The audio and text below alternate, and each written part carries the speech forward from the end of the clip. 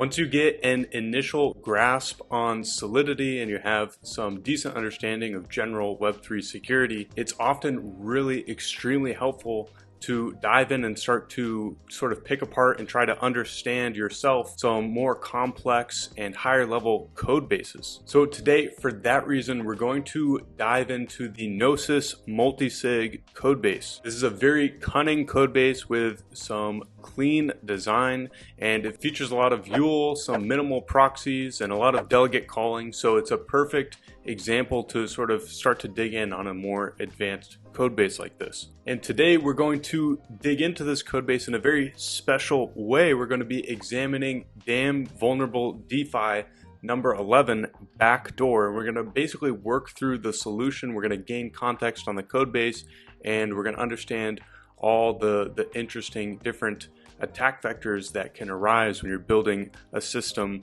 on top of the Gnosis multisig codebase. All right, so before we hop in really quickly, of course, my name is Owen, and over a year and a half ago, I founded Guardian Audits, and ever since then, we've uncovered dozens and dozens of critical and high vulnerabilities, and my goal with all of these videos, and especially this one, is to distill down everything that I've learned in the past year and a half and over 1,000 hours spent auditing smart contracts so that you can ultimately become a much better blockchain developer, Web3 auditor, whatever your goal is, in as little time as possible, and avoid all of the mistakes that I had to make when I was first learning myself.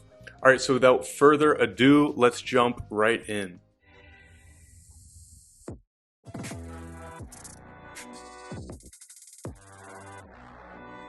Okay, so I've got damn vulnerable DeFi pulled up here. We're on challenge number 11, backdoor, and it essentially reads, to incentivize the creation of more secure wallets in their team, someone has deployed a registry of Gnosis safe wallets. When someone in the team deploys and registers a wallet, they will earn 10 DVT tokens.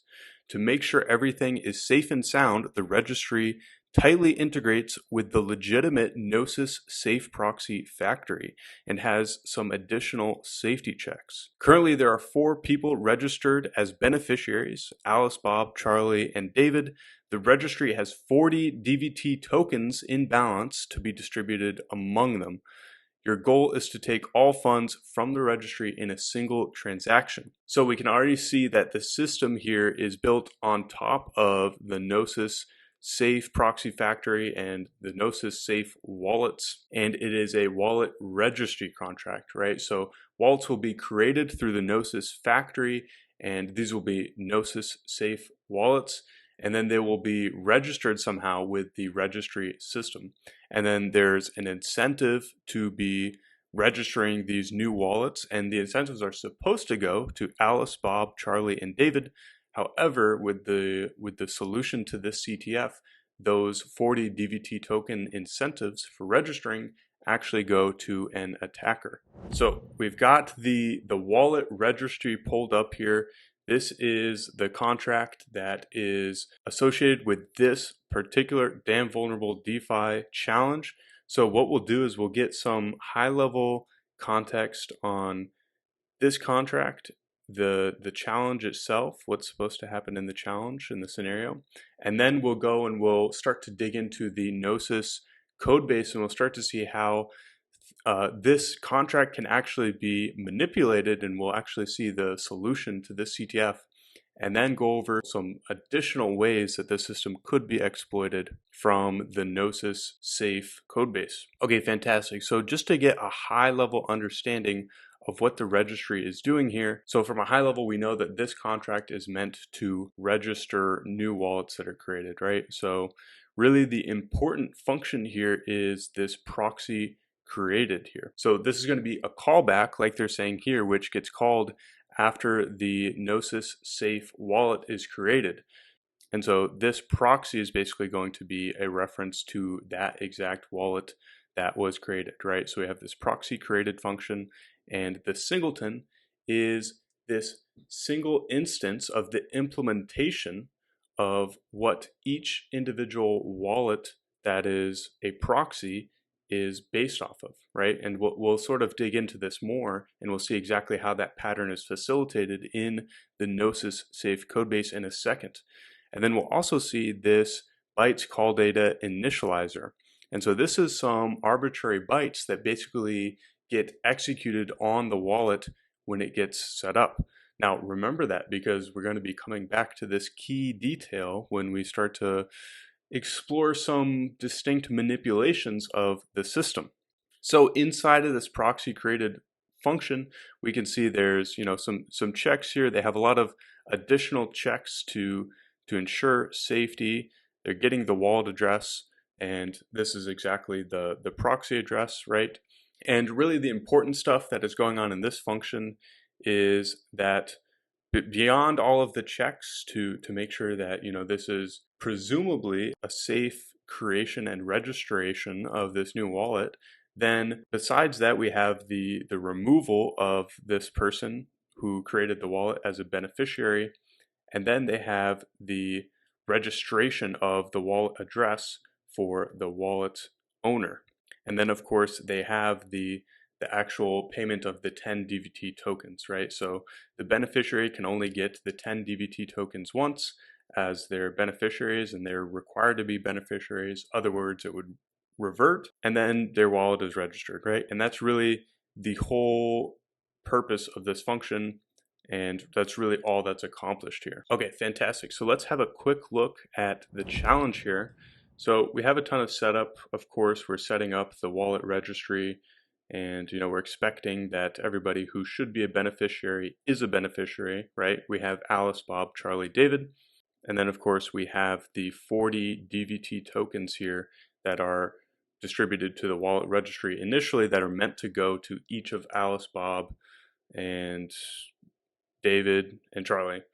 So I'm gonna skip over the execution of that real quick, because we're gonna get to that in just a second. And then in the after case, for all of these users, for all of the beneficiaries, would have registered their wallets, and the user is no longer registered as a beneficiary, right? So this would imply that with a single transaction here from the attacker, they registered everybody else's wallets, and then somehow they're going to get all of the tokens that were paid out for each of those registrations. So we'll actually find that even if you really dig deep and look at this contract in depth and try to find some sort of security vulnerability at this level in just this contract, you're actually going to have a very hard time doing it. And that's because the vulnerability in this smart contract actually lies in the integration with the Gnosis safe codebase. So what we have to do is we have to first understand a lot more about how the Gnosis safe factory works, how this initializer works, and then we can start to understand, what exactly are the potential attack vectors here. So I've got the Gnosis safe codebase pulled up here, and what we're going to do is we're going to first go through the safe proxy factory contract, which is the contract that's creating each of these wallets, and then we're going to look at the actual wallets there, what they actually are, and that is a proxy contract. We'll look at that proxy contract. We'll get to look at a little bit of EUL and see exactly what's going on there, and then we can actually begin to dig in just a little bit to the actual implementation callback, what they call the singleton here, and we're going to have a look at the safe.sol contract. Okay, fantastic. So the function that we are most interested here, the top level function, is create proxy with callback, right? Because this is of course how this system, this entire wallet registry, is going to be called back into, and wallets are going to be registered, because this proxy created function is in fact a callback. So we'll see here we have callback.proxy created, and it gives the proxy, it gives the singleton, it gives the initializer, and it gives the salt nonce, and we can see those same parameters are here. Of course, we don't use the salt nonce. So let's just walk through this function, and we'll see that, of course, we're getting a salt nonce with a callback, and then we are creating proxy with nonce. And this is ultimately just creating a salt and calling this deploy proxy function, which has, a safety check, of course, to require that the implementation contract is a contract. And then what we're doing is we're getting the deployment data here. Deployment data is the creation code, so the code of the safe proxy contract, which we'll look at in a second. And then also we have it sort of packed in with the singleton address here. And so this way, the constructor of the safe proxy is going to be able to use the singleton. We'll see how the singleton is used in this safe proxy contract.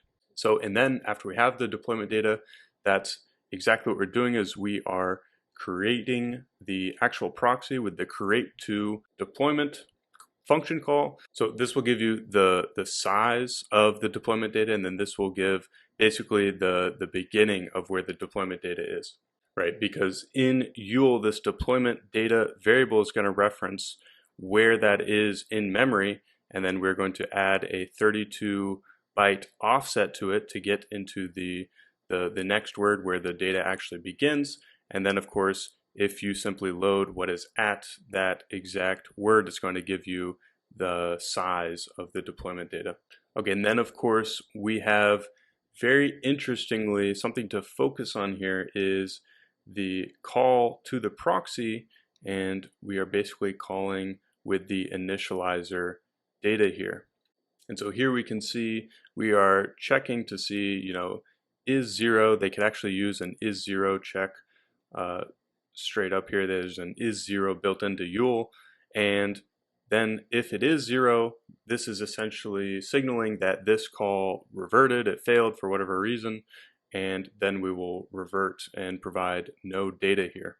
So we will put a pin in the fact that we are calling the proxy with this initializer bytes here, and we're going to quickly just have a look at the safe proxy contract, get an idea of, what is this pattern, how does this safe proxy work, and what's really going on here from a high level when we are deploying a proxy, right? So first of all, the safe proxy, before we even dig into the Yule or anything like that, the safe proxy is really just taking a singleton, right? Like we saw in this, in the factory here, it's taking this singleton. This is being stored in the slot here, and essentially the proxy contract is just going to be delegate calling to the singleton whenever it gets called. So essentially the pattern that they're using here is they are, every time I want to deploy a new wallet, create a new wallet, instead of taking the entire safe contract here, so I'm scrolling through the safe contract, you can see there's a decent amount of code, and it actually inherits from a lot of things. So there's actually a decent amount of code here in the actual implementation of the wallet. So what they're doing, instead of deploying that entire wallet over and over again, every single time I want to make a new wallet, a new single wallet, what they do is they take this very lightweight proxy contract. You can see the entire implementation here fits on this one screen, and the majority of it is in Yule. And what they're doing is they're just deploying that really cheap thing, which can just reference back to the actual implementation safe, which is a much more robust implementation, of course. And so this way, you can imagine if they had to deploy this thing, which is, quite long, it has a lot of bytecode, it would cost a lot of money to continually deploy wallets like this on Ethereum. But on the other hand, to deploy many, many wallets that are literally just this contract, it is going to save so much Ether in the long run. And so now what we'll do is let's take a look at the fallback function here. So basically, when you call anything on this safe proxy contract, it's going to come into the fallback function, and we are going to do the following. So we're going to get the singleton address by storage loading. So we want to S-load what is at slot 0 here. And then what we're going to do is we are ANDing it with literally 20 bytes. This is, you can count them out. There's 1 byte, 2 byte. You can count them out. There's 20 bytes here of all just ones. So if you AND this first slot with 20 bytes of ones, you're going to get just the 20 bytes that is the actual address here, right? So remember, address in Ethereum is 20 bytes here. So what we're doing is we're basically just slicing off the exact 20 bytes that we need for the address that's stored in this singleton variable. And then what they're doing is they're saying, okay, we're actually going to define a function here, master copy, which we want to basically return. We want to not let this get delegate called to the implementation. We want to return the actual singleton here. So what we're going to do is we have the singleton address. If the call data is going to match this function selector here, and there's no extra data or anything like this, then what we're going to do is we're going to store, so store in memory at the 0th word here, the 0th index, we're going to put the singleton sort of 20 bytes that represents an address basically. We're going to put that there in memory, and then we're going to return that first word from 0 to 32 bytes. Okay, and then on this next line, now we're going to be basically loading in the call data, just similar to what we're doing here with call data load. Instead, now what we're doing is we're basically copying this into memory. So we're copying all of the call data into memory, and then we're going to use that memory exactly here when we're saying from 0 to call data size, we're giving that exact memory that we just stored here, and we are delegate calling the singleton, and we're forwarding the gas of the transaction to this delegate call. So this is exactly where the entire proxy happens here, right? So we're delegate calling to the actual implementation, that would be this safe contract, and then what we're doing is we get the success. Now, before we move on, let's just quickly talk about delegate call, right? So what is delegate call doing? So delegate call is a type of external call that maintains everything else about the environment of a call. So what do I mean by that? I mean the message sender, the address this, things like this, the message.value. It maintains all of that, but it calls this contract here the contract safe. So it's basically like saying, I want to, while I'm still in this contract per se, I want to execute the lines of code that exist on this safe contract. So let's say I want to call the setup function, but I want to call it within the context of this safe proxy, so that when I execute this setup function, if we ever use something like address this when I am delegate calling here, if that's ever used, the address this is not going to refer to wherever this safe contract would be deployed, but it's actually going to apply to this safe proxy. Wherever this safe proxy contract is deployed, whatever address that is what this is going to reference when you're inside of this setup function here. And so it's almost like, you could almost think of it like a library. If you're familiar with libraries, under the hood, libraries are really just delegate called to. So the state in this safe proxy contract is sort of entirely maintained, and that code that is in the actual safe contract, that is what executes on the storage slots that is in this safe proxy. So hopefully that makes some sense if you've never heard of delegate calling or anything like that before. But of course, there are many, many amazing resources on it if you want to learn more and continue to look into that.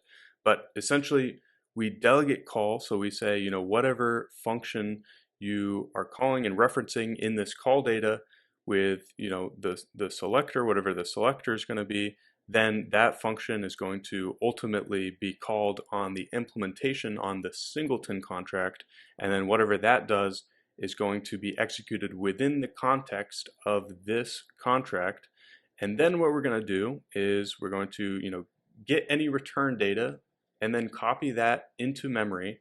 And then if success is equal to 0, we know that we failed, so we need to revert, and we will revert with the data that is the return data. So we copy the return data from 0 to, however big the return data was. So that's the area of memory that we're going to return. And then of course, If success was not 0, then we know that we can return successfully. So that is the safe proxy implementation. That's basically what the proxy is doing here. Now let us quickly come back to, I said we're going to put a pin in this initializer calling logic. Now let's come back to that. This is the really juicy part. So let's get a little bit of context here, and then we'll start to see how our registry system can be exploited. So here we go. Let us basically just, let's keep this in mind that we're calling the initializer, and let us have a look at the setup function here. Now, really quickly, we're looking at the setup function because we can see in the proxy created this callback that's in the registry, we can see that there's actually a requirement that the first bytes here, the selector for this initializer, is the setup selector. So that basically means that they're essentially requiring that we are calling this setup selector. Although there are some potentially interesting edge cases around, just slicing this, especially because it is arbitrary call data. But that's not really the essence of this exact exploit. But we'll see some really interesting edge cases around that in a minute. Like I said, let's go to the safe. We'll have a look at the setup method. And one thing I want to focus on, first of all, is this data here, right? Because we can have this initializer, which is some bytes that if we go to the factory here, the initializer, this is essentially just arbitrary bytes that are called on the proxy. So the only thing about these literally arbitrary bytes that we know is that the initializer here has to be the setup function. So literally all of these, there is no requirement at all on the owners, the threshold, the to, the data, the fallback handler. There's no requirements actually, because this initializer, it just has to be for the setup function here. Well, they do have other like cursory checks for the threshold and the owners, but that's after the fact, right? So I can basically provide any arbitrary bytes here to get called on this implementation contract. And so I can be the attacker, and yet I can provide the bytes that will call the setup function encoded with the parameters for any arbitrary owner, right? So here's one of the keys, one of the knobs basically that are going to contribute to this attack, right? We're going to be able to encode one of the beneficiaries and create the wallet for them. This is exactly how we're going to achieve that, even though we are not a beneficiary ourselves. So beyond just the owners, let's focus in on the data. Let's just see what happens with the data, because this is going to give us yet another knob here. So we can see that the data here is going to be mainly only just used here to set up modules. So if we click into that, we can see that setup function, this is just initializing the initial storage of the contract, but we see here optionally executes a delegate call to another contract to set up the module. And we're going to see that we just execute this arbitrary data. So remember, we'll go back again. This is literally arbitrary data. This is, the attacker can put in anything here, make something for the owners, and just have arbitrary data here. Now, when we're talking about systems like this that are very malleable, they have, they're very modular in the ways that they could be used. That's great from a software modularity perspective, but from a pure security perspective and people building things like a registry on top, it is extremely, extremely dangerous, and it leads to many edge cases like we're about to see. So let's dig into that a little bit more. The data here can be delegate called. So we see they pass this enum for delegate call, they give the data. Ultimately, what happens if we are delegate calling is they delegate call, right? And they give the data and they delegate call to the to address. And the to address is, of course, also arbitrary. So what we can do is pass an arbitrary to and an arbitrary data. This is like, and you're delegate calling, so you're affecting the storage of what is ultimately this proxy wallet that was just deployed. So how are we going to twist this, right? How are we going to use this to exploit the system? So I'll sort of lay it out, and then maybe you can think off the top of your head what the solution is. But essentially what we want to do is we want to be able to take the 10 tokens from the wallet after the wallet is registered. But the issue is that the 10 tokens aren't in the wallet at the time of setup, right? If the 10 tokens were already there, it would be extremely easy. All you'd have to do is say, okay, well, I'm going to be basically delegate calling to an arbitrary address. What I can do is in that arbitrary address is I can say just transfer.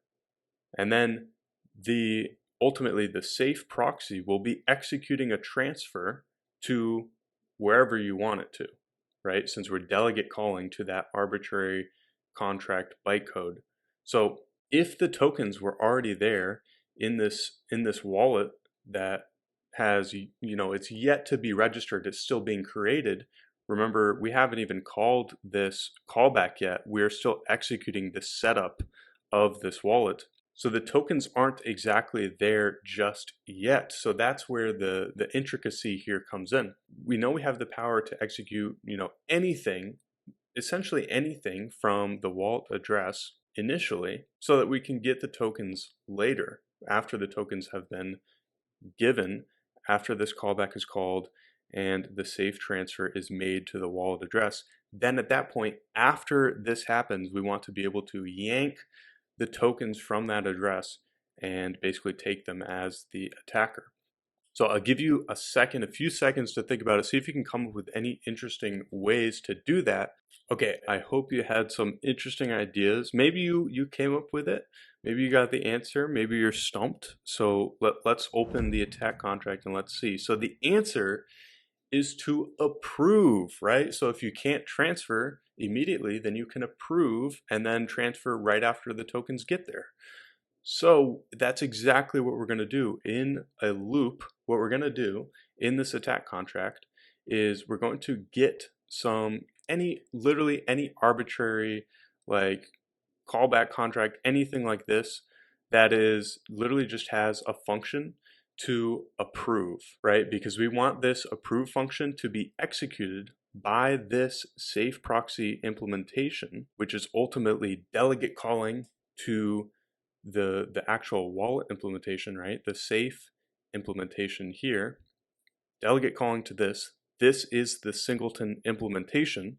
And then this function in here, when we go into setup modules, this is delegate calling to the to address, right? So if you delegate call to a contract, that contract delegate calls to another contract, you're still executing in the context of this safe proxy wallet here. So what that means is we can delegate call to this malicious approvable contract, and we can call the approve function. Remember, they'll let us call any arbitrary data on this arbitrary to address. So we call this approve function, and we just approve us, the attacker, right?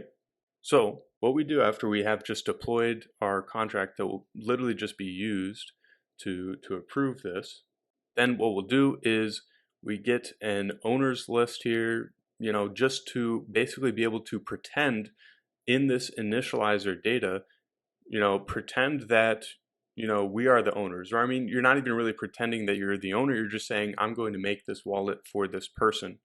And so when I'm saying that I'm making this wallet for this person, that's fine for Gnosis. Like that doesn't affect their system at all. But the wallet registry is implicitly assuming that the person who created this is the owner. But that is not necessarily true. And so then what we could see is, of course, we have the callback as our arbitrary to address. And then with our arbitrary data here, we have basically some bytes here that call the approve function with the approve selector here. and then we give it the token, the DVT token, and then we can give it to this contract. So this contract has the approval to do whatever we want to do with the tokens after they get into that wallet, right? We create this arbitrary initializer data, and then we create the wallet, right? This is literally where we are creating the wallet address. We're creating the Gnosis safe proxy. So what happens is we go into create proxy with callback.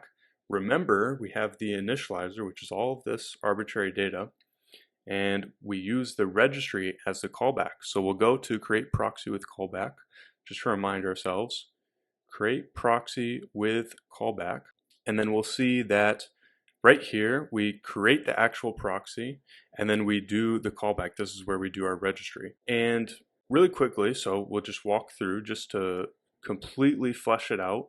When we deploy the proxy, remember that we do this deployment.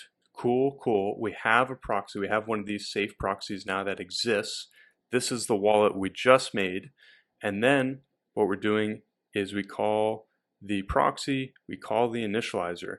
The initializer, when we do this call, calls the safe proxy hits the fallback function. It's not this. We've encoded it with, this initializer. We're looking for the setup function. The setup function is going to delegate call to the safe contract here. So here's our setup function. We are calling to this. This is where our arbitrary initializer has gotten us, and we're giving it this data and this to address. So remember, our to address is this callback contract. It has this approve function, and then our data here is calling that approve function and giving it the DVT token and saying approve the DVT token to come to this attack contract, and they're approving infinite. So what happens is we go to setup modules while we're setting, and then we delegate call exactly to this approve here, and that's exactly how it happens. Now this wallet that they just created, the safe proxy, has an approval after it gets created.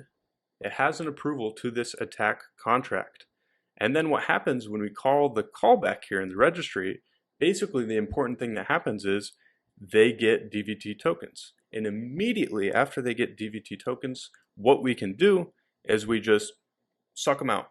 We take them right out of the proxy wallet. And then, ladies and gentlemen, that is where the full attack has been pulled off. So I hope you found that interesting.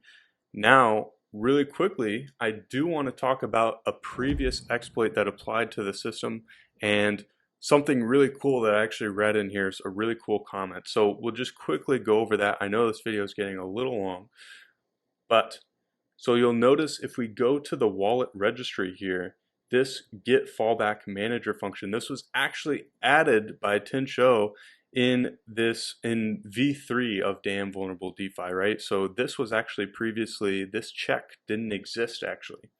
And the reason that it was now added is because there's actually a second way to exploit the system before this.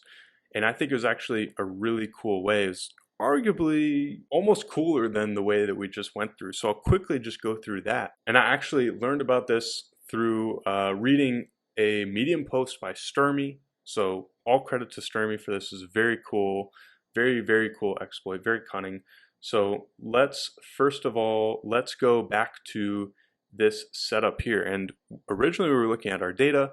Let's look at literally the next parameter, which is the fallback handler. So the fallback handler, we'll notice this is, sort of similar. It also matches the name of backdoor, so that's really cool. But if we go and if we look at what it looks like to set a fallback handler, and we ignore this big comment for just a second, then we can see that they store this slot for the fallback handler. They store the handler there, right? And so what is the fallback handler used for, right, on this fallback manager contract? So the fallback manager is basically used to handle any functions that ultimately hit the safe contract but don't match any of these functions. Then you can configure a fallback manager, which is like, okay, if we're going to hit a fallback function, I want it to hit, this fallback manager contract. So ultimately what you can do is you can actually give the system a, sort of a malicious fallback manager, which is actually the DVT token itself. And then you'll notice what we do is we actually just call the fallback manager from this safe proxy contract. So if I made the fallback manager the DVT token and we're just straight up calling it, then what I could do is just get anything to go to the fallback manager, maybe a transfer, right? There is no transfer selector here, so it will hit the fallback function, right? So there's no transfer. So I get it to go to the fallback manager. Who is the fallback manager? It is the DVT token. So now I can get any arbitrary, transfer to be, signed, from the safe proxy wallet to the DVT token and basically get, the same effect of a backdoor, right? So I can tell the safe proxy contract to transfer me, the attacker, tokens basically just by using this fallback manager. Now, actually, while I was looking at this fallback manager contract, I read this comment here, and I think it's actually a really, really cool exploit as well. So we can see here if a fallback handler is set to self, so if it's set to this self contract, like the safe implementation or something like this, or whenever we're setting things up in the calling context of this, it would actually be the safe proxy, right? So if we call address this, when we're delegate calling to this from the safe proxy, then we're talking about the address of the safe proxy contract. So if we are able to set the fallback handler to this, then a really interesting exploit arises. So let's dig into it. So ultimately, first, before we read that comment, let's understand how this fallback function here works. So we get the slot for the fallback handler, and that's just used to, we can see, to sload in the handler. And then of course, if there is no handler, we just return with no data. And then of course, what we do is we copy any call data. This is, if we've decided we are going to call the fallback handler, now we copy call data into memory, and then we are storing the call data, but we are shifting left on the caller. And the reason we do that is to basically take away the padding, right? So we have 96 bits here that we're shifting to the left, and that corresponds to 12 bytes. And so of course, you remember Ethereum addresses are 20 bytes, one word is 32 bytes, so we shave off those 12 bytes there by shifting to the left by these 96 bits. And then exactly what we're doing is we are storing after the call data. So our call data has been stored here. Now we're taking an address that's 20 bytes and we've shifted it to get rid of any padding. We're putting the address literally right next to it. It's packed right next to it, all the call data. And so then we're going to call the handler, and we're going to go from 0 to the actual call data size. So all of the call data plus those 20 bytes here for the address, right? And so this is literally the key to this exploit, right? The fact that we are taking the call data and then adding these 20 bytes of whatever the arbitrary caller is, right? What's the arbitrary message.sender. So the really cool thing that arises here is that I can trigger the fallback manager by giving you a selector that is, say, only 3 bytes, right? Normally selectors are 4 bytes, but if I only give you 3 bytes, obviously it's going to be an invalid selector. Since they're doing this of storing the call data right next to the message.sender, and then using that, what you can do is you can take these 3 bytes and then have an address that has those two extra bytes, and that's literally all you need to form an actual valid selector, which could then be something valid to be called on this contract, right? Remember, this arises when the handler is this address. So if I could make that something that matches up on this contract, then I could potentially gain access to a subsequent, like they're saying, like a subsequent call here would result in unsanctioned access to Safe's internal protected methods here. So you could basically gain access to internal protected methods here. And they have a good note here. For some reason, Solidity matches the first 4 bytes of the call data to a function signature, regardless if more data follows those 4 bytes. So something very cool to note, just an exploit that I had never really seen before, but a very interesting edge case, something really cool that I just wanted to point out. But yeah, that is essentially our deep dive into the Gnosis Safe code base. I hope you learned a lot about Yule. You learned a lot, maybe a little bit about, delegate calling and these, proxy patterns, and especially, deployment, like minimal proxy patterns, and even the solution to the CTF. I hope that you found that a little entertaining. I thought it was quite a cool CTF when I first discovered it and saw the actual solution. So once again, thank you for watching. Thank you for sticking through this video and sucking up all this knowledge until the end. And of course, if you are on a team that is building a sick DeFi application and you're gearing up for launch, and you're going to be looking for a security audit soon, then go ahead and get a free first pass brief security review just to give any initial notes, and also get a quote from me personally when you go to guardianaudits.com/quote. And of course, if you know any teams who are looking for smart contract audits, be sure to send them to guardianaudits.com/quote, and they can get a free security initial review, just first pass, and a free quote from Guardian. And of course, if you're looking for a place to connect with other auditors and